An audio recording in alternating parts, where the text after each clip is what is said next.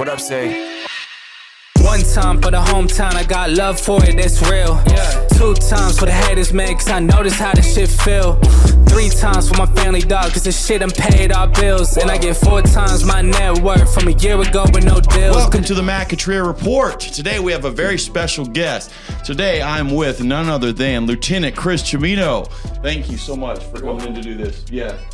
So before we get going, I'm going to read a little ad for one of our sponsors here. This is for Hulsher Ranch Group. So whether you're looking to buy or sell, Hulsher Ranch Group has you covered. With a dedicated team and a passion for Texas land, we're here to guide you every step of the way. Visit HulsherRanchGroup.com or call 325-899-1403 to get started. Hulsher Ranch Group, making land ownership dreams come true 1 acre at a time. Nice. All right, cool. So let me start with this. So the reason I wanted to have you on is, and I told you this a little bit about this, when I worked for a different news outlet, I had the opportunity to interview both Sergeant Travis Griffith and Lieutenant Hernandez.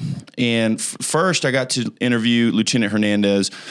And the first thing that struck me about him was that he was very personal. He seemed very authentic. I felt like I developed a pretty good interpersonal connection with him right out of the gates, and I felt like what he was telling me was real. And so I was interested in that, and I said, well, what's your platform? Like, what are you running on? And he said, essentially, his big thing is domestic violence, that he feels like he can decrease domestic violence in San Angelo, and that it's a pretty big deal anywhere you go. And then I had the opportunity to interview Travis Griffith at Band Moon. We were just having a meeting with him, and they have great food. Yeah, they do, right? It's incredible. It is. And I asked him the same question that I asked Lieutenant Hernandez. I said, what is your intrinsic motivating factor for running for police chief?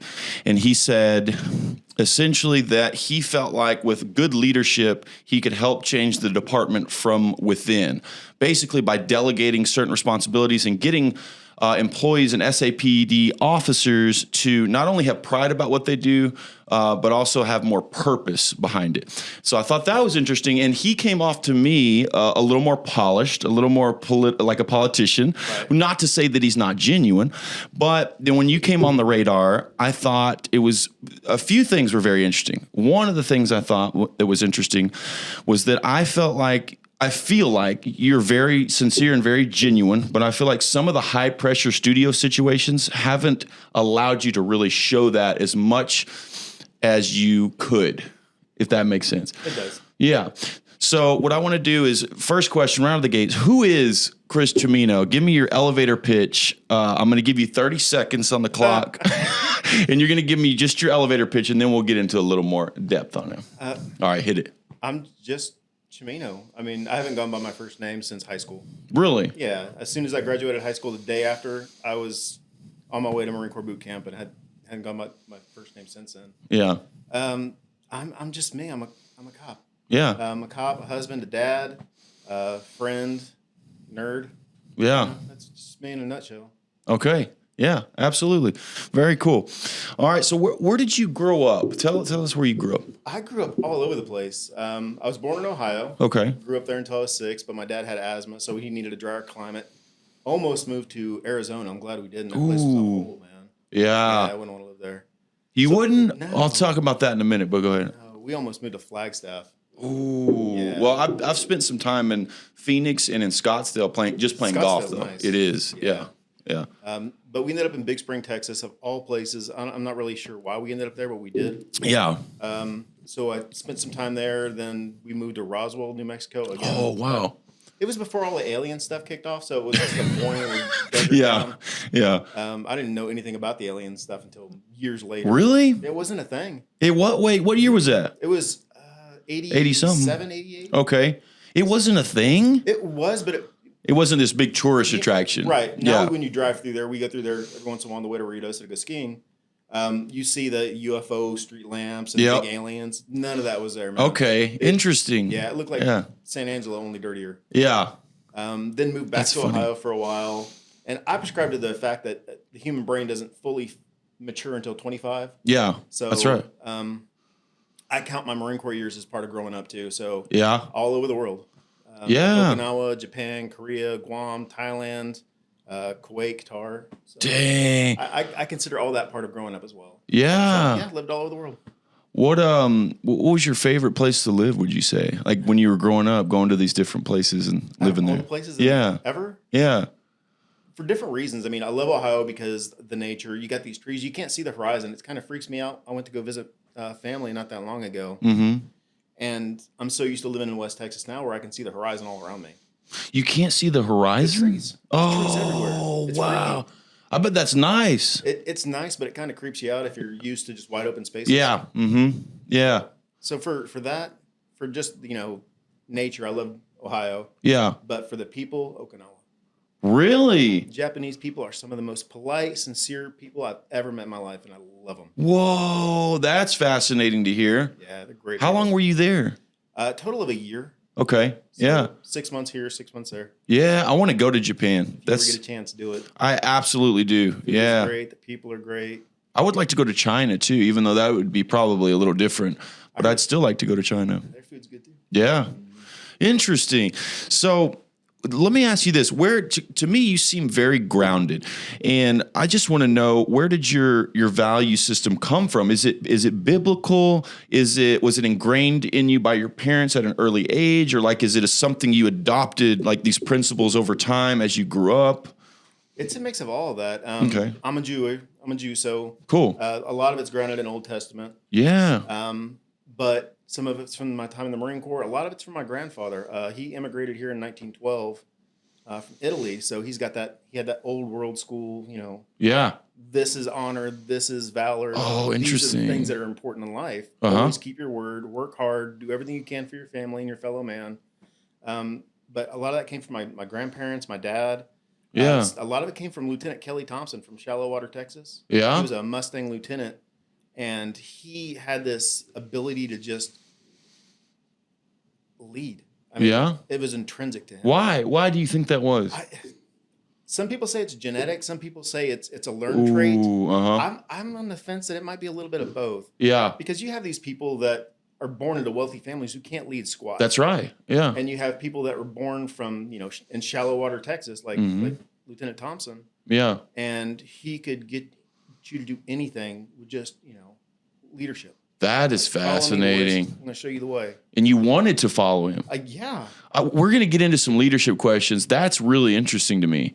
Yeah. Whether it's biological or it's environmental, or like you said, maybe a mix of both. I think it probably is too. So that's cool. So tell me about, like, as a child or adolescent, give me an example of something to where you went through and you learned a lesson from it, let's say, something that's memorable.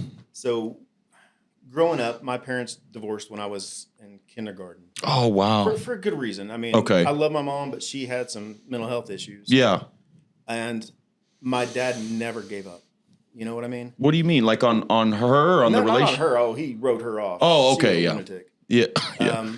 No, he never gave up on raising me and my brother. Oh, I mean, single okay. dad, had his own company, but he never gave up teaching us lessons. Never Yeah. gave up showing us the way to do things. Because we would, as a 7, 8-year-old, I was climbing under houses helping him fix gas lines and electrical. What did he water. do? He owned his own repair company. Okay. AC, Yeah. A.S. Cimino and Sons. Nice. Yeah. So, I mean, I learned at an early age how to, if it breaks in my house, I can fix it. Nice. My dad took the time to go out there and teach me to do it. He's like, Yes. hey, you need this tool, spray water on it. If Uh-huh. you see bubbles, it's leaking air. Yeah. So, Yeah. just stuff like that. I mean, I learned to never give up because of my dad. Nice. Yeah. He wouldn't let you. He wouldn't. Yeah. Because he never gave up. It just wasn't in him to quit.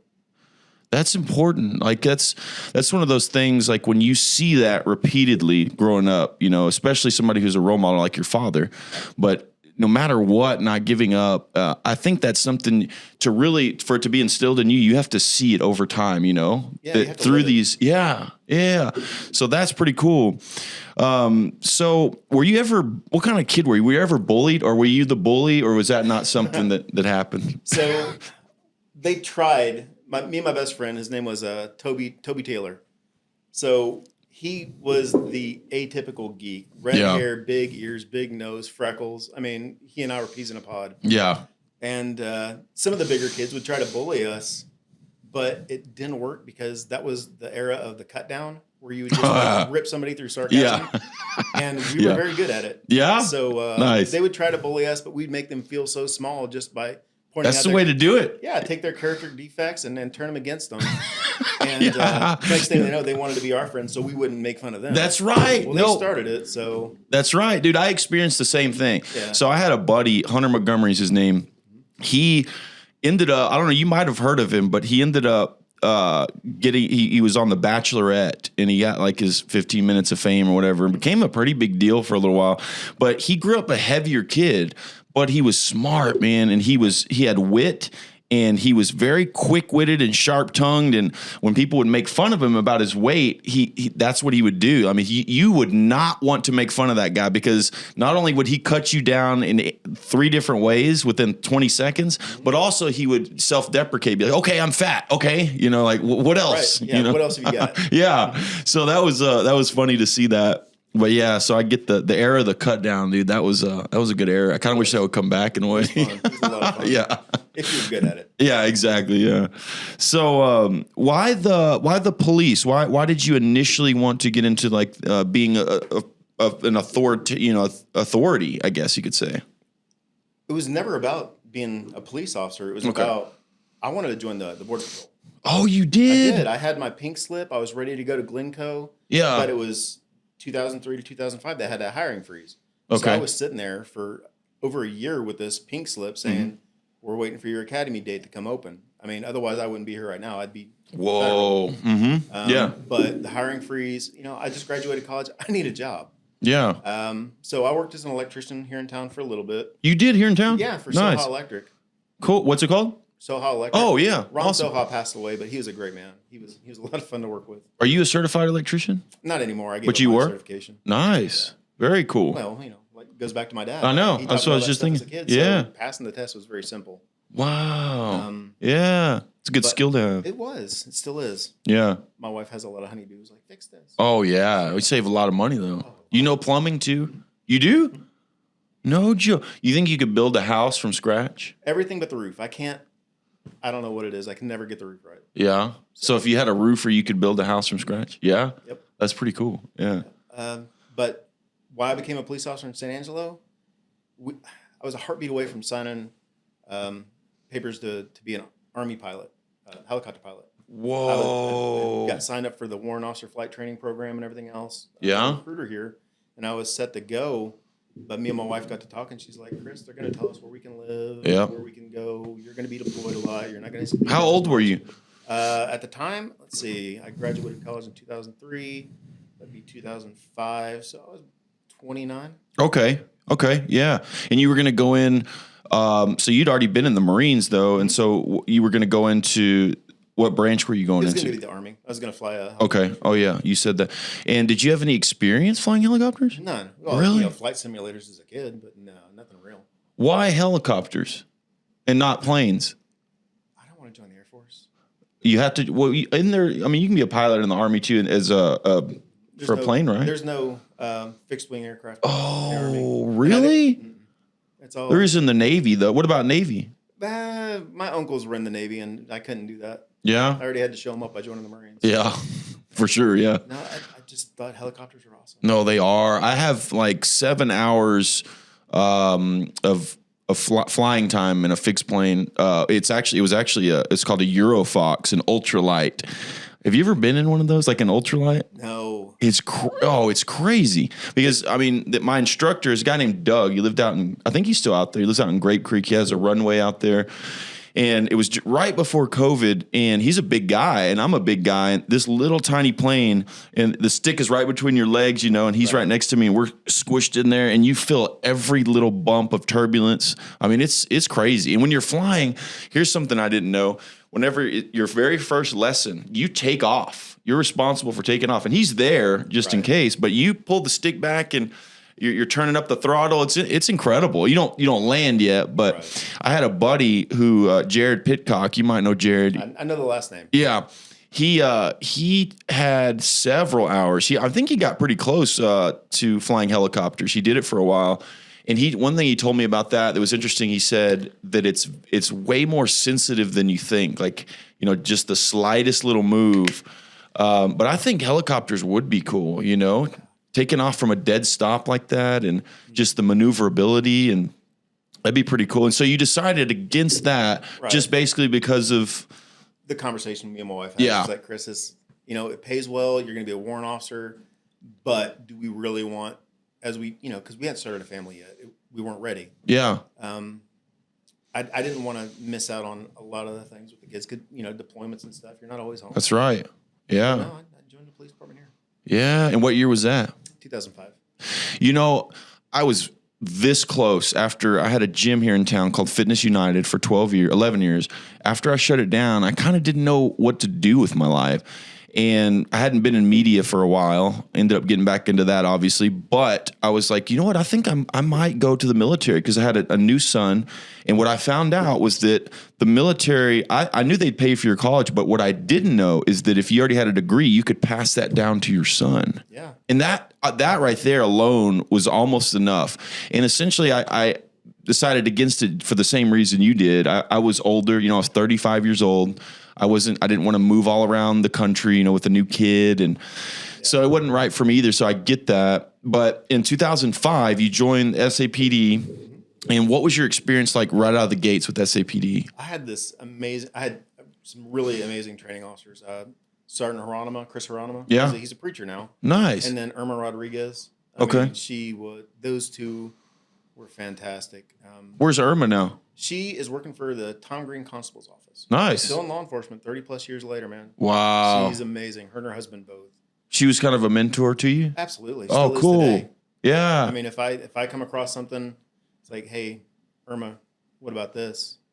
She's still there for me. What did she do exactly? Like, what was it about her that made her a mentor, that you valued that, She was honest with me about everything. If I screwed up, and she was like, hey, this is what you did. This is how you fix it. Yeah. Don't do it again. Nice. Very straightforward. She would walk me through fingerprinting cars. She had CID experience. Oh, okay. She was the bee's knees. Yeah, the bee's knees. Yeah. Awesome. That's cool. Mm-hmm. So not everyone is like that, where they're that helpful or take you under their wing. Yeah. Mm-hmm.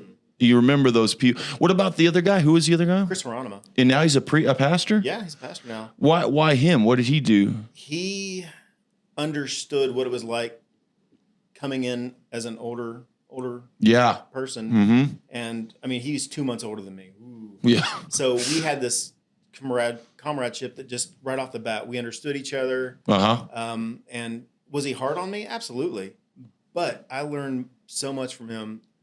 It's incredible. Yeah. He's just an incredible mentor. That's cool. Where's he a pastor at now? He is at the church off of Knickerbocker out by the lake. Nice.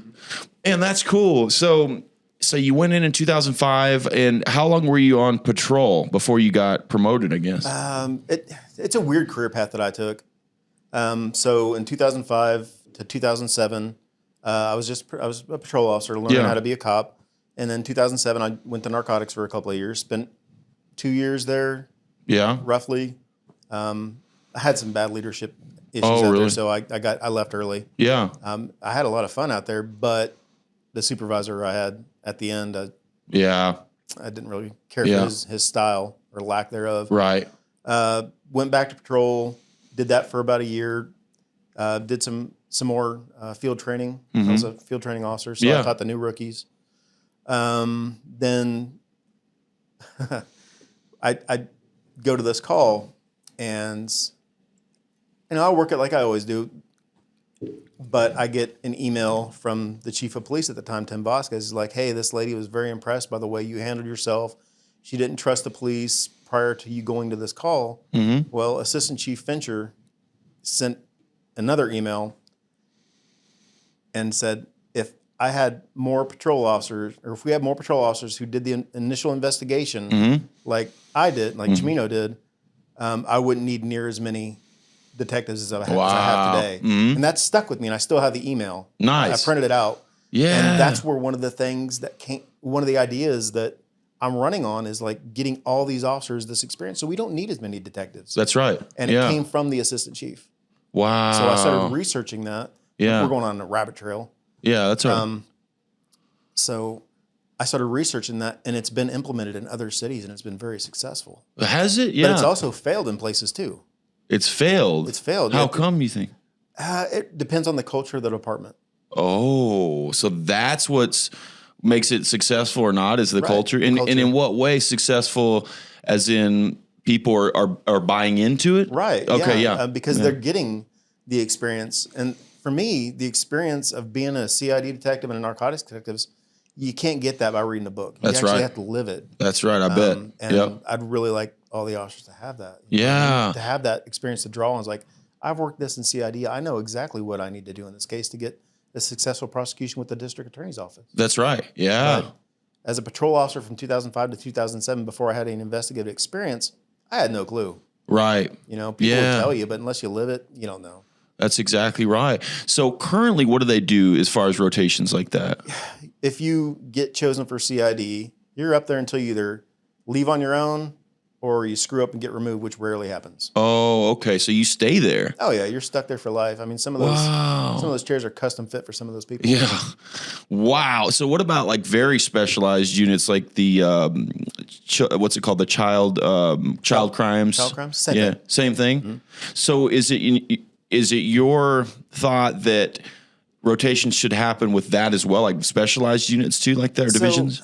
Not really. Okay. The way I see it, and it's on the website, been there since December. People just don't know how to read, I guess. Yeah.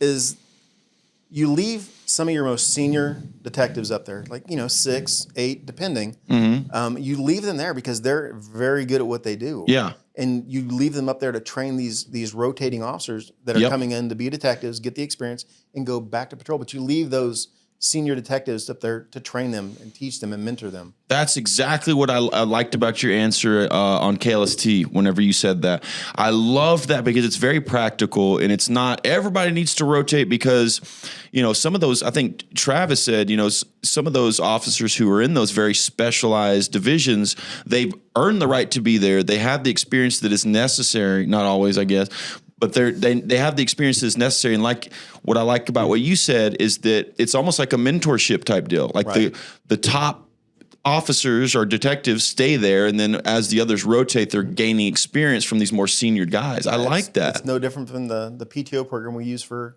rookie officers now. Yeah, okay. We're just going to expand it department-wide. Yeah, I like that. I really do like that answer. And so what would you say are a couple of the big lessons that you've learned while you served both in the Marines, let's say? Actually, let's start that question over. So what were a few of the big lessons that you learned early on at the SAPD? Everybody has value.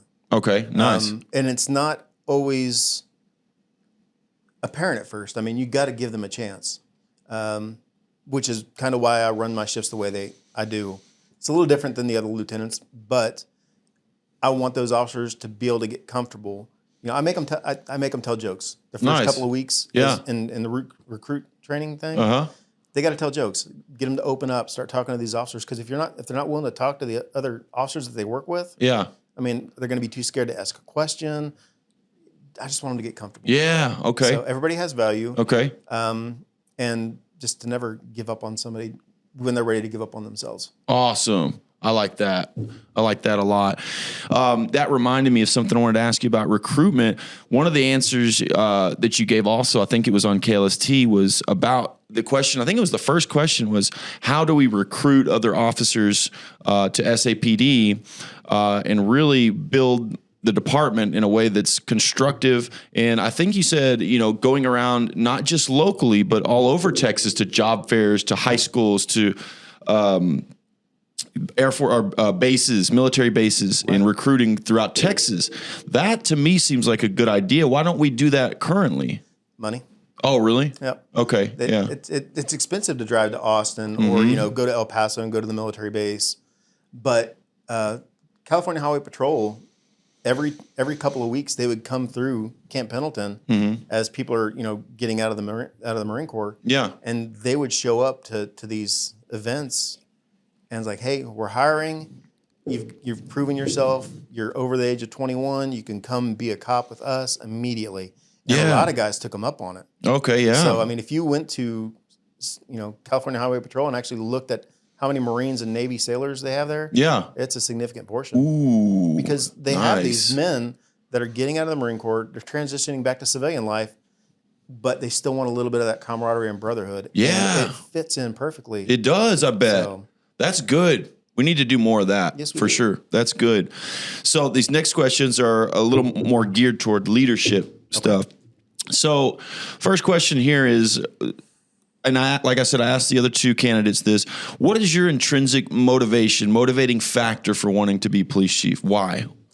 I want to fix all the stuff that we've never had the testicular fortitude to fix or even look at in the past. Yeah. Like the good old boy system, gone. Get rid of it. It doesn't belong in modern society at all. That's right. I mean, this isn't medieval times. That's right. I like that. Yeah. It's just to fix all the internal issues that we've been scared to deal with. Yeah. Okay.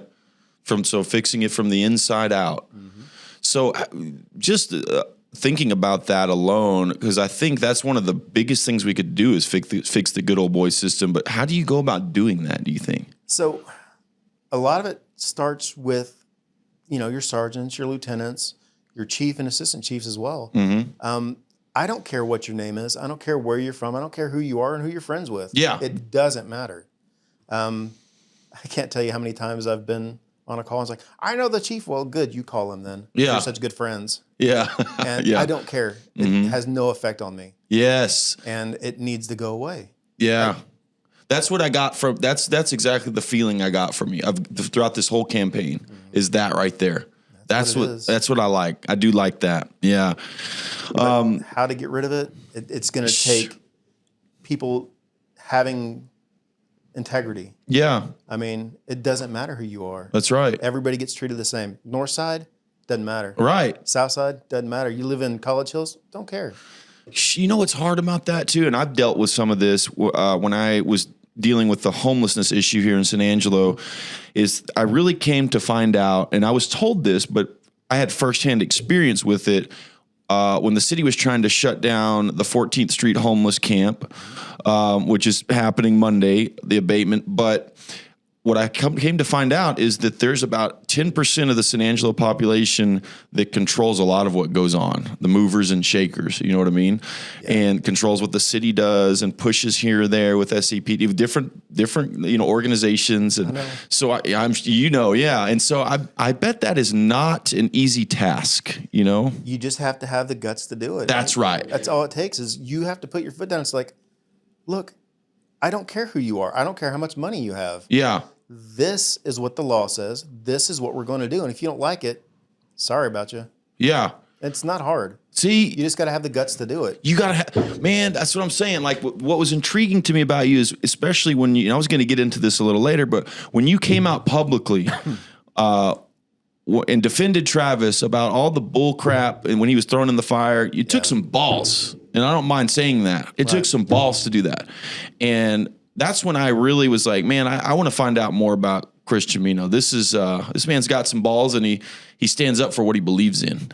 And so to me, I want more people to know that at least before going in there. I want more people to do it. Yeah, right? How do you get people to do it? You got to make them not scared. Yeah. I mean, was it a risk to say that? Yeah, Joe Hyde could have came after me and said, there's nothing for him to come at me at. Yeah, that's good. And there's nothing. My background is perfect. Yeah. But could he have tried? Oh, yeah. Oh, yeah. And would he have tried if he had something? Absolutely. Yeah. But it's not right to treat somebody like that. That's exactly right. Travis he has no control over his wife. This isn't 1548 and, I'm the master of my wife. Yeah, exactly. Yeah. She has free will. Yeah. Did she maybe make a little mistake? Possibly. Exactly. But she did what any wife would do. Absolutely. And totally. I had no beef with that. Yeah. I mean, if that's a smoking gun, we need more of it. That's right. Exactly. Yeah, that's what I said. I said, what do you expect the woman to do? Be for someone else? I mean, of course she's going to be biased. It's her husband, and it's one of those things where it was just a small mistake that was blown up into this major way ordeal. Overblown. Yeah. Smoking gun. Yeah. It was silly. But I thought that was pretty cool. So tell me this, what makes a good leader to you? Somebody who's willing to put themselves on the line for their people. Nice. Somebody who's willing to fade the heat, you know? Yeah. And if you're not willing to put your neck on the line for your people when they're doing the right thing, you don't need to be in charge of anything. Yep. So take care of your people. Make sure that they are well cared for and can do the job to the best of their ability. Mm-hmm. And if you're not watching out for your people so that, you know, they're mentally, emotionally, and physically okay, you don't need that position as a leader. Right. And you should be removed. I like it. And so talking about the man you mentioned in the military, what do you think then, to get more into that, what do you think it is that makes people want to follow a good leader, you know, and not resent him or think, oh, he thinks he can tell me what, you know what I mean? Like, what is it? So Lieutenant Thompson had this, he was enlisted before he was an officer, so he knew what we had gone through. Mm-hmm. He'd been there in the trenches. He'd been on these ridiculous working parties, you know, cleaning tank treads with a toothbrush if you screwed up. Yeah. That kind of stuff. He's been there, done that. And he took that experience as like, look, I remember what it was like when I was enlisted, and he made it better for all of his people. Not just me, not just, you know, Lance Corporal Cimino or, you know, Sergeant whatever. Uh-huh. He took care of all of us. There's this book, it's called Leaders Eat Last. Okay. I can't remember the guy who wrote it, but I'll check it out. Really interesting. And it's all about how the leadership in the Marine Corps takes care of their own needs only after their people are taken care of first. You mean the individuals themselves? Yeah. Yeah. Lieutenant Thompson wouldn't eat or change his uniform or go take a shower until all of his people were taken care of. Man, there's an old Buddhist guy, I think, named J. Krishnamurti, and one of his famous phrases was "feed before you eat," and he was a big proponent of that right there. That's it, man. Servant leadership. Yeah. That's a thing. That's cool. Yeah, that makes sense to me. I like that. So, how do you inspire then, or motivate others to follow your lead? You know, and that was more about how do you get them to want to follow you without resentments, but how do you inspire or motivate? Walk the walk, man. Okay. Yeah. I mean, actually be the example. Actually practice what you preach. Yeah. If you don't, then nobody's going to follow you. Yep. That's right. Yeah. So how do you get more, you know how, you know, since the big deal happened with a few years ago where police officers were literally quitting because they weren't backing police departments anymore. It was crazy. And it was like, come on, people, we need the police department. You want total anarchy in the streets? And they learned that the hard way in certain areas. Minneapolis is still learning it. Yeah. Yeah. And so, you know, I feel like there's been some of that even trickle down into Texas where people might not necessarily want to be police officers like they used to. Right. And so how do you bring that back, get people excited about it, young men and women? It's a cultural thing. I mean, we got the issues on UT just this week. Yeah. Have you been following that? Mm-mm. It's all about the Palestinian-Israeli conflict right now. Oh, right. No, so yes. They have the little riots going on. That's right. Yes.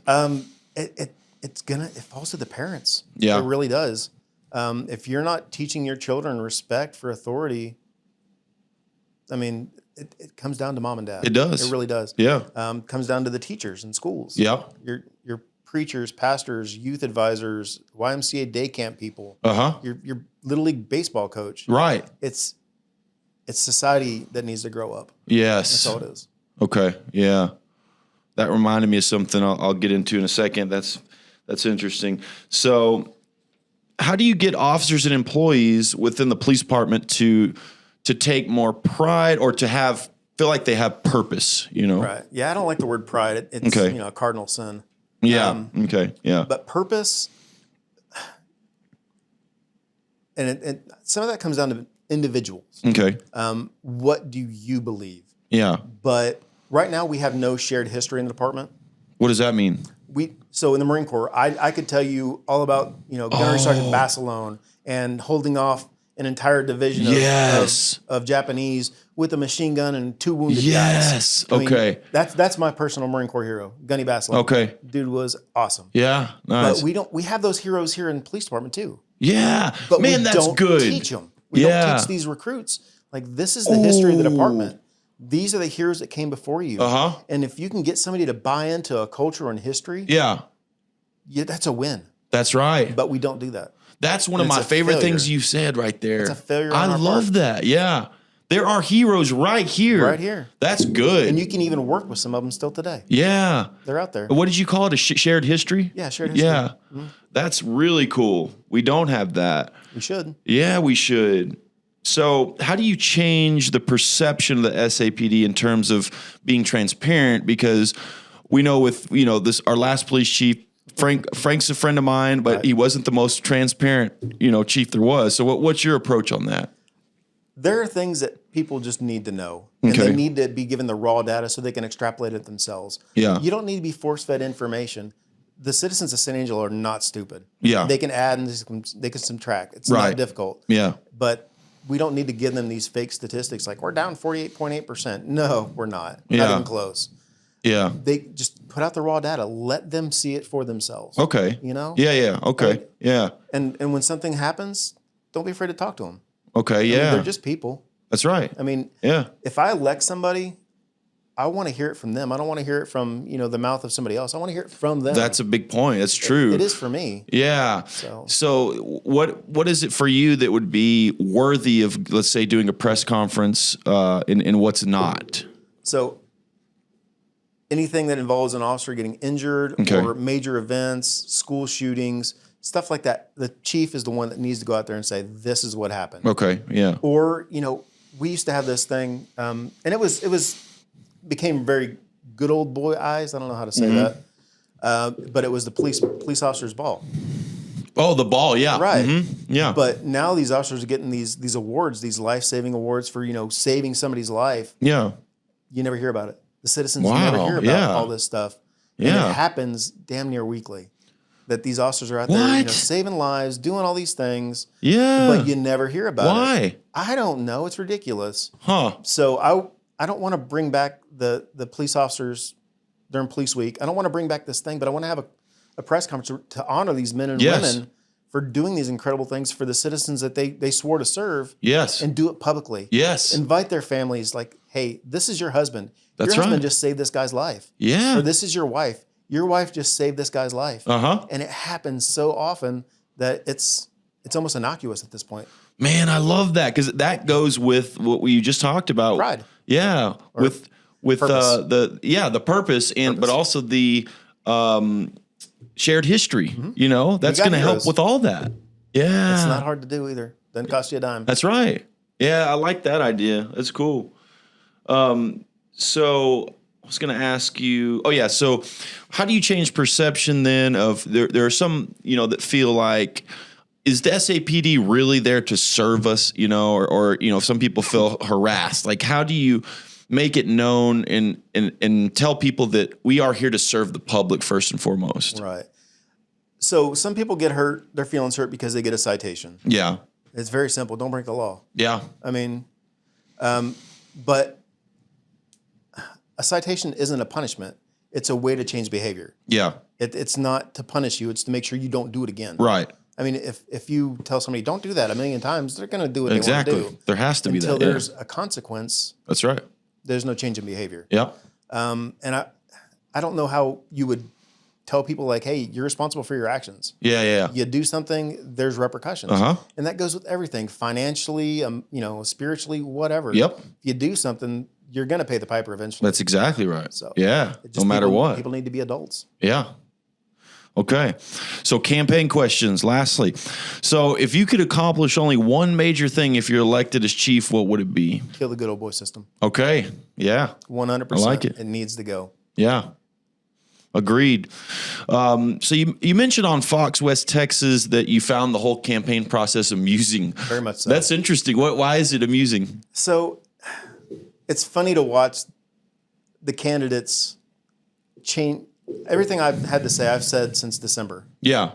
Yeah. And it's funny to watch them change according to what's popular. That's how campaign works, isn't it? It's stupid. Yeah. It's absolutely it is ridiculous. Yeah. I mean, that amuses me. All the whispers in the halls, whispers in the halls. Oh yeah. What does that mean? And this candidate said this about this other candidate. Yeah. It's stupid, man. Yeah. Absolutely ridiculous. It's like Yeah. high school, but It is. dumber. Yeah. Because we're grown men. Yeah. But you hear It all this is. nonsense. You're like, just stop. Yeah. Stop It's it. pretty wild, isn't it? It's I see why you ridiculous. said it's amusing. Yeah. Yeah, you're just like, you're like 60. Shouldn't you Yeah, I know. have grown up by now? Oh, yeah. Dramatic. Yeah. A lot of drama. Yeah, it's crazy. So why have SAPD officers in the past lack physical fitness or readiness, and how would you solve that problem? And you talked a little bit about this on KLST, but what's your approach to that? It's very simple. I don't want to incentivize everything with money. Yeah. We just can't afford it. Yeah, I mean, okay. I don't want to raise taxes on the citizens to pay somebody to go to jujitsu. Right. I think that's silly. It is. Yeah. But I want the officers to take, charge of their own fitness. So by doing mandatory physical training, mandatory defensive tactics, because I was a defensive tactics instructor for the Were academy you really? yeah, taught Krav Maga. Yeah, that's right. Yeah. And we still have, 2 that are still certified. Nice. I'm old. I'm falling apart. But we have 2 that are certified to train Gracie Jiu-Jitsu for law enforcement. Yeah. This program specifically for police Oh, officers. nice. Yeah. But we're not using them at all. How come? Well, I don't know. That's weird. I've been pushing for it for over 9 years. I've got 9 years worth of memos I've sent through the chain of command that have all been denied.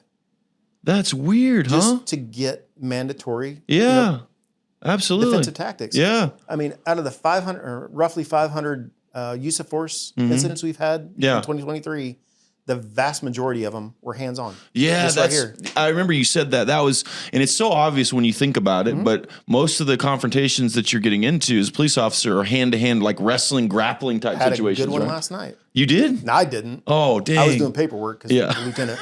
Yeah. But yeah, my officers are out there, Yeah. busting their butts, doing the job. So do you think Krav Maga is better or jiu-jitsu, or does it matter? It really depends on what you're using it for. To gain compliance over somebody, jiu-jitsu all the way. I mean, it's hands-on. Yeah. But if you're in a knockdown, drag-out fight, Krav Maga, there's no holds barred.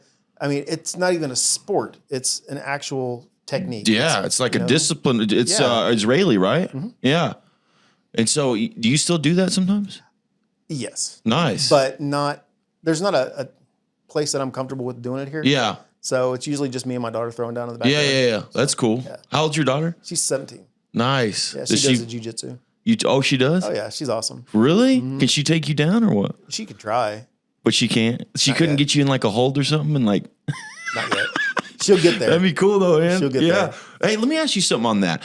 So what's your theory on, let's say you got a 250-pound guy, bodybuilder, and you got a 150-pound female, but who's a black belt, jiu-jitsu black belt or whatever.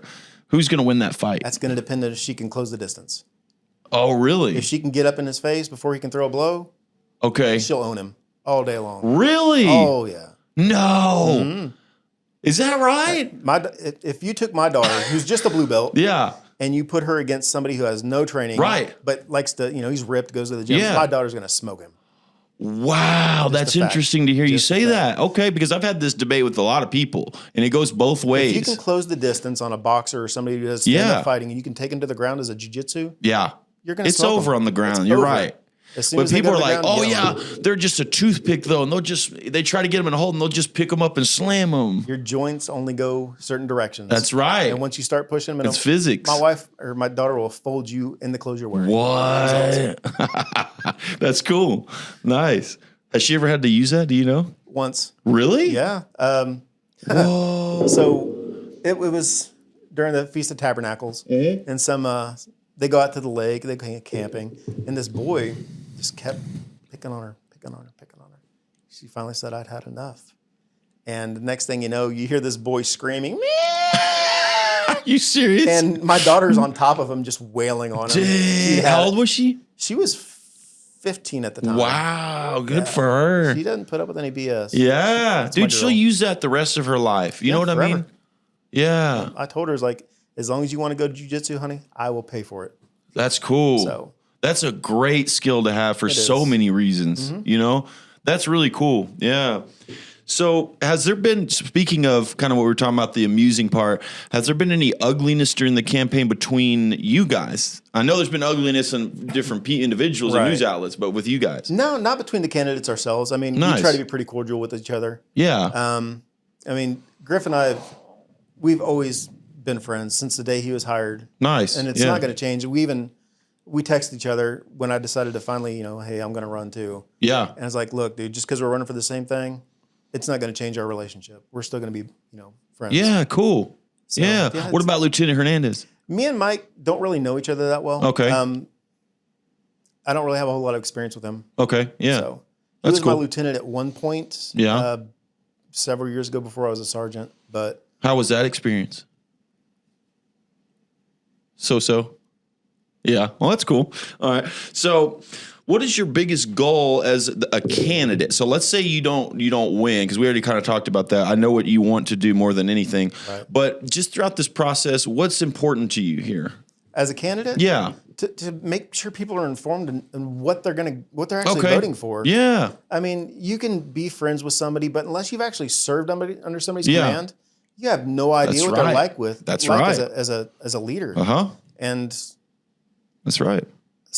There's some people that are in leadership positions right now that shouldn't be. Right. Yeah. I mean, that happens. Yeah. You can take a test and be real smart. Mm-hmm. But you doesn't mean you're a good leader, right? Yeah, you could completely suck at it. That's right. We see it today. Yeah. I mean, you know what I wasn't great at is I think I'm a natural leader and I've developed those skills over time. Mm-hmm. But one of the skills I had to really develop is managing people. When I owned a gym and I started to have trainers and coaches that worked for me or under me, sometimes there were certain situations where they wouldn't do something according to procedure. And it would kind of tick me off a little bit, and I wouldn't address it, though. Right. I would sweep it under the rug, and it got to a point where it started to fester. Like lots of those issues would happen because I was afraid of confrontation. And I had to learn that the hard way, is that if you don't confront it head on, it'll just build up into something it shouldn't. Exactly. And so is that something for you you've had to learn, or you always been pretty good about that? I've had good mentors in regards to that. Yeah. The hardest thing for me has been public speaking. Really? I suck at it. See, you seem very confident and smooth right now. Right. But like I said, in some of those high pressure studio situations, you just don't come across as fully. I feel like there's so much more that you know what I mean? There's a lot to say, but when you give somebody a time limit, I know. And canned questions. Yeah, exactly. So much gets lost. That's right. I mean, you don't really get the full message. Yep. Which is I like what we're doing here today. It's just a conversation. Me too. Yeah. It's so much easier and you get more out of it. That's right. Exactly. Public speaking for me has been the hardest thing. Yeah. I don't like it. Yeah. But you never have? No. Yeah. Even in college, I mean, I took courses on it so I get better at it. And it didn't help. Yeah. So there's a technique that I've used forever and it works. It's a physiological thing. And you might have learned this too, but it's a breathing technique. So if I'm going to give a public speech, I still get really nervous, even though I enjoy it. And so it's a breathing technique. And what you do is you inhale for 4 seconds through your nose and then you hold it for 4 and then release for 4. 4. What's it called? Combat breathing. Oh, really? Why? Because that happens in combat or what? Where you get over your... Right. When you got to relax yourself, yeah, it forces you to concentrate on your breathing and tune out everything around you. Okay, yeah. So, man, I could not imagine that. Like you think about, and I don't know if you've ever been in a situation like this, but think about the guys on D-Day. Oh, yeah. In Normandy, when they're about to storm the beach. Imagine what that would feel like, I can't either, but man, those men are insane. I know. Absolutely incredible guys. Yeah. So. That's crazy. Yeah. So during the recent interview on Fox, West Texas, you mentioned that this is one and done for you, that you're not a career politician. Why do you say that? Because I can fix everything that needs to be fixed within the 3 years that we have for this cycle. Yeah. And I don't want to do it over and over. My entire purpose in running is to fix the internal issues we have that everybody's neglected. For the last 19 years I've been employed here and way before that. I want to fix it, give the department back to itself, give it a sense of itself, and I'm kicking rocks. Really? I'll go sell hammers at Home Depot. Yeah. I'm happy. So what if, though, you do it and you fix some issues and you don't get quite everything done you want to? Would you be open to doing it again? I mean, you wouldn't. No. I don't I have very little respect for career politicians. Yeah. There are a few out there, Ted Cruz. Right. I like, Yeah. he's a man of integrity. That's true. I met his dad. His dad is awesome. I would like to meet his dad. What about dad- his mom? I'd love to meet his parents. She wasn't on the tour bus with him when he was here. We did security for him. And I got to sit on the tour bus and talk with his father for a bit. And his dad's incredible. Yeah? Absolutely. What was he like? Man. He was down to earth. He's like, this is what I went through. This is how I got to where I am today. This is what I did for my son. Yeah. Yeah. Incredible dad. Nice. Yeah. Nothing but respect for the man. That's cool. Yeah. So what do you think the other, and you don't have to speak for them, but do you think that they would want to run again? Do you think that they would want to be career politicians? Does it seem like? Yeah. Yeah, it does to me too. Yeah. Well, there's nothing wrong with that. No, it's just not for me. It's just not for you. Yeah. I want to fix the problems and then go find another problem to fix. Yeah. Very cool. Do you think if you do get elected, and let's say you are able to really make some headway and fix some problems internally, what would you do after that? Would you be out of the police department? Or are you I'm gone. Really? Yeah, I'm gonna. Oh, this is it for you then. Okay. If I get elected, I'm doing this term and I'm retiring. Okay. Yeah. Yeah. So, man, this has been good. I want to finish this with, tell me 3 things that you are genuinely grateful for, and then I got one more question for you. What are 3 things? Definitely my wife. I had to chase her. You did? Yes. The first time I saw her, I was taking this nonsense class in high school. I hated school. And wait, high school? High school. Oh, I didn't know that. No, I've known her since junior high. Oh, I didn't know that. Yeah, that's cool. No, yeah. We didn't know each other, but she was a cheerleader for my Pee Wee football team, the Dolphins. And there's pictures of me running down the sidelines. And she's in the picture? She's a cheerleader on the sidelines. Dude, that's the coolest thing I've ever heard. Crazy. We never knew each other. Yeah. But are y'all the same age? Yeah. And so how did you have to chase her? She was beautiful. Yeah. And I was just, white trash nerd. Yeah. And I was in a law enforcement class with her best friend. Yeah. And I was like, I really want to meet your friend. And she's like, okay, I'll introduce you. Yeah. Next thing you know, we go to Dell's Burgers in Big Spring. Yeah. Is that still there? It's still there. Is it? Yeah. Still. And what y'all had a burger? Or what? Yeah, Did you buy it for? No, I was broke, man. I didn't even buy myself a burger. How'd you get it? What's that? What do you mean? What'd you get then? I didn't get anything. A glass of water? Didn't get anything. No, couldn't afford anything. Oh man. I was working as a dishwasher at the Golden Corral in Big Spring at the time. They had a Golden Corral there? Yeah. That's wild. Yeah. And so you just had water, and what you have? She had a burger, man. It looked great too. She didn't share. She didn't? Didn't even get a fry. Well, did y'all hit it off immediately or what? Yeah, we were both into grunge music and stuff like that. Dude, I will never forget what she showed up to work or to Dell's wearing. This floral Asian inspired dress. Yeah. And Doc Martens. Oh, dude, Doc Martens. In the 90s, that was the look. It was. She looked like Alicia Silverstone, man. Oh, wow. God, my wife is beautiful. That's awesome, dude. Yeah. And so did y'all started dating like right after that or what? Yeah. And was it straight on or was it like off and on? When I went to the Marine Corps, she went to college, so we had a little split. Yeah. But, we stayed in contact. Yeah. And when I got out of the Marine Corps, or when I was getting out of the Marine Corps, I was like, hey, come to California. Whoa. So she flew out to California, her and her best friend, and they stayed with me, and we went to the beach, took her around Southern California. And dang, that's cool. And got married about a year later. Yeah? In California? No, Texas. Oh, okay, yeah. Yeah, I got out, went to Texas Tech, and we got married. Did she go to Tech too? Yeah. Nice. Dude, she's so overeducated. She's got a master's, is she? 2 bachelors. Whoa. Homeschools the kids. Oh, nice. She's a polyglot, speaks several languages. What languages? She speaks Italian. She knows a little Portuguese. Uh-huh. She's learning Hebrew, knows Spanish, English. I mean, my wife's a genius. That's cool. Yeah. That's real cool. She married down. Oh, no, dude. So what else are you great for? That's one.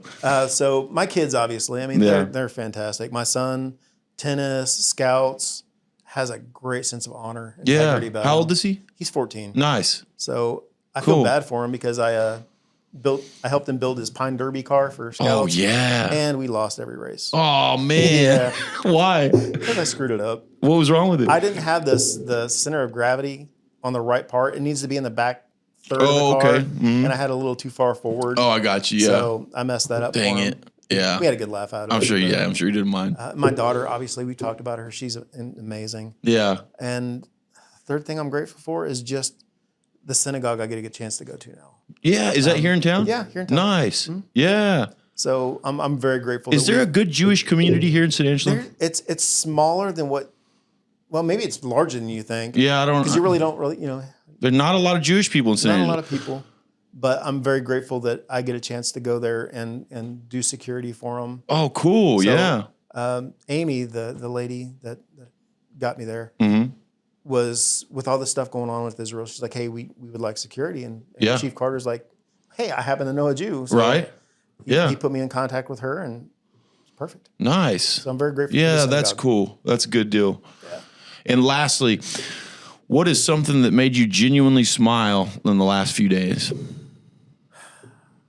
Genuinely smile. Yeah, like you know when you have a moment and something makes you laugh or smile, and you actually sit there and think, man, that was nice. Like I just haven't been able to do that in a while. You know? So me and my wife have finally we've just been putting money aside, and paying off the house and all the bills. We're 100% debt free now. That's incredible. That's incredible. 17 years, you said, right? 17 years. Yeah. Yeah. So we got all that done, and we're finally going to be able to do some of the things that we wanted to do, but we've been making sure everything's taken care of first. Yeah. And we're going on a cruise for our 25th anniversary. Yes. Caribbean or what kind? Yeah. Going to Oh, Caribbean. yeah. Going to hit Those Honduras, Playa Mia, and Cozumel. Oh, nice. So yeah. 25th anniversary, going on a cruise here. That'll in a make you couple smile. weeks. Yeah. So, Oh, yeah.